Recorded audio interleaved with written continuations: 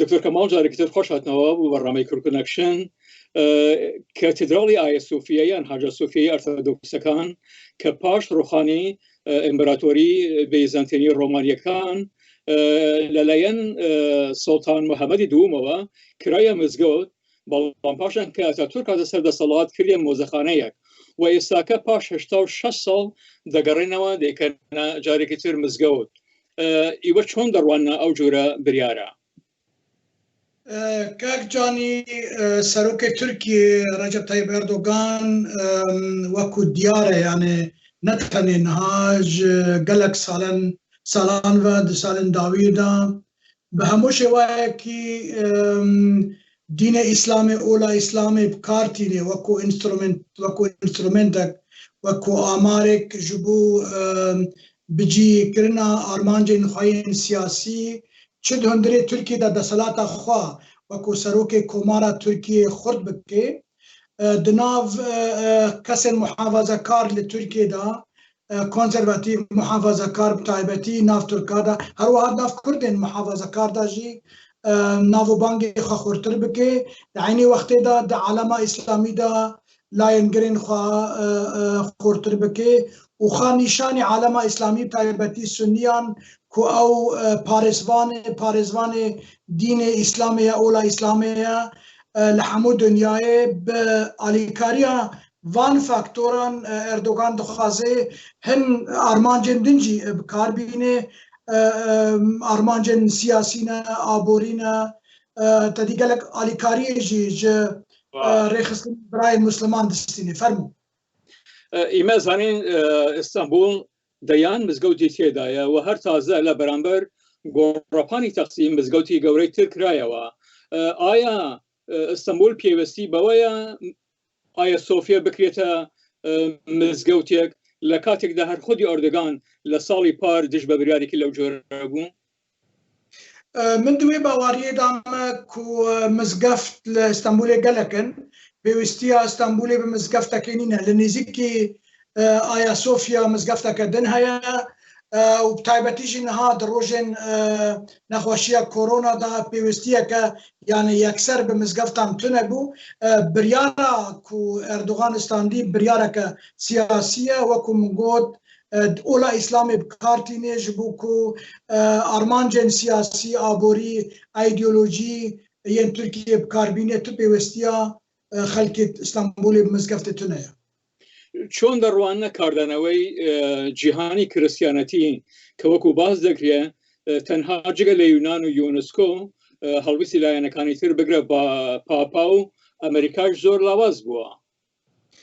کاکجانی بەری چەند ڕۆژێکی لە ئەڵمانیا ڕێخستنا مە کۆمەلایە پشتگیریە گەلێن ژێرگەفێ مە هەلوێستا وڵاتên ڕۆژئاوا توندی رخنه کرد بیاننامهên me de divê dawiyê de xano Angela Merkel me wisa got me got xano Angela Merkel û Donald Trump ew kesên herî giringin di welatên Rojava de ku piştgiriya siyaseta Tirkiye dikin yan jî bêdengin yani eger welatên Rojava serkirdeyên NATO taybetî Trump û Merkel piştgiriya Erdogan nekirbana ez nedwê baweriyê de me ku Erdogan wisa ev siyaseta hanî provokasyona berdewam bikira lê heyfin muxabin raya giştiya çarçuqas raya giştiya Ewropa li dijî îslama siyasî li dijî Erdogana lê serkirdeyên welatên Rojava taybetî li Amerîka û li Almanya li pişta Erdoganin û Erdogan cihê jeopolîtîkî stratejiyê Tirkiye bikartîne û Ewropiya bi wê yekê ditirsîne ku ew bibe alîgirê Çînê û alîgirê Rusya di aynî wextê de îstîfadê Sûdê ji Çînê û ji Rusya jî werdigire ji bo bercewendiyên netewperestên Tirkiye û îslama siyasî. بەس دکتۆر چۆن دەڕوانە ئەو لێدوانە توندانەی کاربەدەستانی تورکیا و یونانی لە کاتێکدا یونان تاوانباری تورکیا دەکات بە سوکایەتیکردن بە شارستانیەتی سەدەی 21 و هەروە تورکیش تاوانباری ئەوان دەکات کە گەڵەی دژی ئیسلامن و هەبوونی تورکیا لەم ناوچەدا. کاکجانی تورکیە دەوڵەتە تورکیە تایبەتی نهایی دبن سەرۆکاتیە ئێردۆغاندا بە هیچ شێوەیەکی ڕێزێژ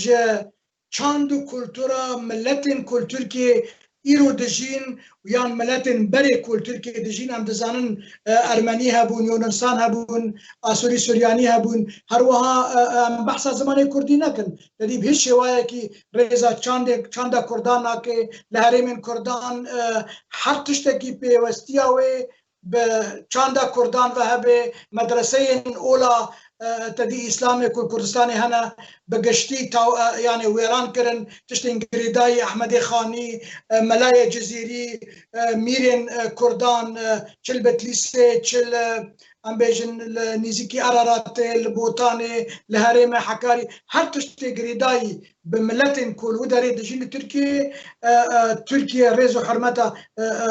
vان ملەتان ناگرێ و یۆنانیجی تدی قوربانیên vê siyasetêne em dizanin İstanbul berê paytexta Bizantiyan bû gelek şûnewarên Bizantiyan hebûn Yunanî Pontos li wê herêman mesela herêmên deryaya reş dijîn ew hemû hatin qirkirin yan jî derbiderkirin û welatê wan cihêk wan kilîseyên wan dêrên wan rêzê ji wan re nagirin têk didin tenê li vê dawiyê li herêmên Kurdan hin dêr hatin avakirin li Diyarbekirê bi alîkariya serok